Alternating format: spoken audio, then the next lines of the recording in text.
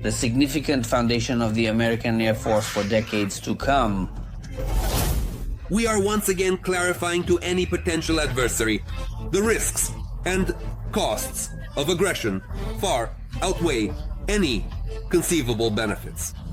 A highly advanced, futuristic stealth aircraft armed with nuclear weapons. Hundreds of billions of dollars in exchange for unquestionable dominance in the sky. Recently, the newest American strategic bomber, the B-21 Raider, completed its first test flight.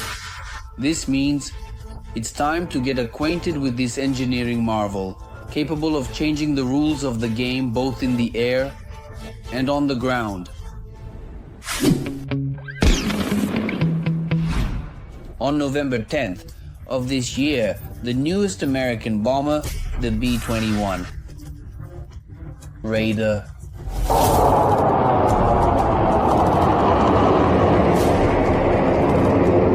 The developer of the aircraft is the American company Northrop Grumman. They classify the B-21 Raider as a sixth-generation aircraft, calling it the future foundation of U.S. aviation. The name of the new aircraft is a tribute to the participants of the American raid during World War II, when, after the devastating defeat at Pearl Harbor, 4 months later, 16 U.S. Army bombers under the command of Lieutenant Colonel Jim Doolittle took off from an aircraft carrier in the Pacific Ocean to deliver a retaliatory strike on Tokyo. The audacity of Jim Doolittle's raiders inspired an entire generation of American aviators, and it is quite fitting that the next chapter of American air power is named in their honor. The first thing to note about the aircraft's design is its shape. The B-21 does not resemble an aircraft in the conventional sense. This iron bird looks more like a UFO that accidentally landed on Earth, all thanks to a design called the flying wing. This development got its name due to its seamless shape and the absence of a fuselage. In addition, the new bomber is built according to stealth principles, a special aircraft design technology that uses slanted angular structures. The absence of vertical surfaces allows it to evade radar detection and produce a very weak reflection of radar waves. How does a radar work? It sends out a pulse, well, a radio beam, right?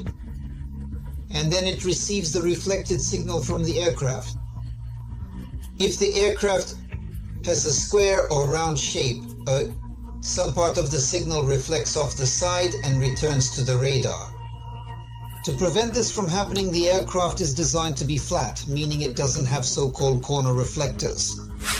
Due to this design feature of the aircraft, specifically the absence of any tail, experts have dubbed the Raider and its predecessor, the B-2 bomber, as flying flounders or boomerangs. That's why stealth aircraft are designed to be flat. What happens? It's the same as if you shine a flashlight on a mirror. The reflected signal won't go back to you, but will go in another direction. That's why these aircraft are considered to be somewhat very difficult. You can't say they are completely invisible, but their ghosts are detected only at minimal distances. Another guarantee of the aircraft's stealth is the body itself. Most of these formidable boomerangs are made from a carbon graphite composite material, which is stronger than steel, lighter than aluminum, and also absorbs a significant amount of radar emissions.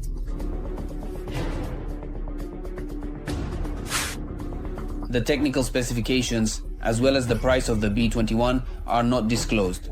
According to Bloomberg estimates, the development of a fleet of 100 Raiders, which is the number the US Air Force plans to purchase, will cost at least $203 billion. And the United States Army expects to operate them for at least the next 30 years. To get a rough idea of how expensive the operation of such an aircraft is indeed, 1 hour of flight for its stealth predecessor cost the US budget $135,000. The aircraft is packed with top-level radio electronics. Mainly the radio electronic equipment is, let's say, up to 80% of the cost. The airframe is also not cheap because it's a flying wing. But the main thing is the radio electronics on board. Specialized radar stations, for example.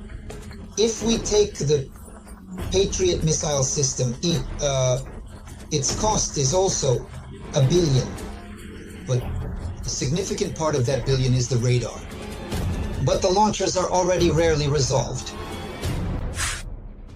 In turn, some insight into the technical specifications of the radar we can still gain by studying its predecessor, the B-2 Spirit, which immediately proved itself successfully in several military conflicts in Kosovo, Iraq, Afghanistan, and Libya. Combat tests have shown that the B-2 bomber is capable of covering a distance of 15,000 kilometers at a speed of 1,000 kilometers per hour. It is equipped with 4 turbojet engines located deep within the central part of the fuselage. The flight ceiling is 15 kilometers. The wingspan is meters. Meanwhile, the length of the aircraft is only 21 meters. The empty weight of the aircraft is 56,700 kilograms. The fuel weight, which enables the aircraft to cover vast distances, is almost 75 tons.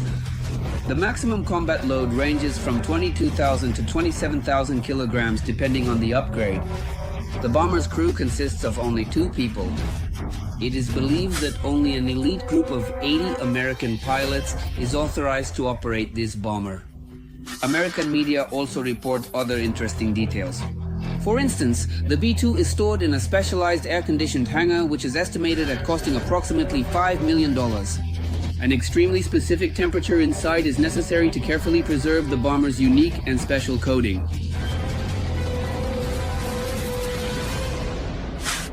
To what extent and in which specific aspects will it surpass its predecessor? The brand new B-21 remains unknown. However, bit by bit the veil is slightly lifted. For instance, the head of the Pentagon emphasized that the radar will have an increased flight range and a reduced cost. The B-2 cost about $1 billion. And the employees of Northrop Grumman, in turn, mentioned changes to the aircraft's coating to eliminate temperature dependency, as well as the unrecognizability of the radar's interior, implying all the electronic components. The most advanced electronics, powerful radar stations, powerful analysis and suppression systems, enemy radar stations, that is, powerful electronic warfare stations. A very serious complex for diagnosing the aircraft itself, diagnosing its systems, because one of the aircraft crashed simply because, here is the sensor. Water froze in one of the sensors, and because of this the aircraft was lost. Special attention will be paid to the self-diagnosis of this aircraft. That's all for now. Be sure to write in the comments about which types of weapons you would like to learn more about. Also, give this video a like and subscribe to our channel so you don't miss new episodes of Arsenal.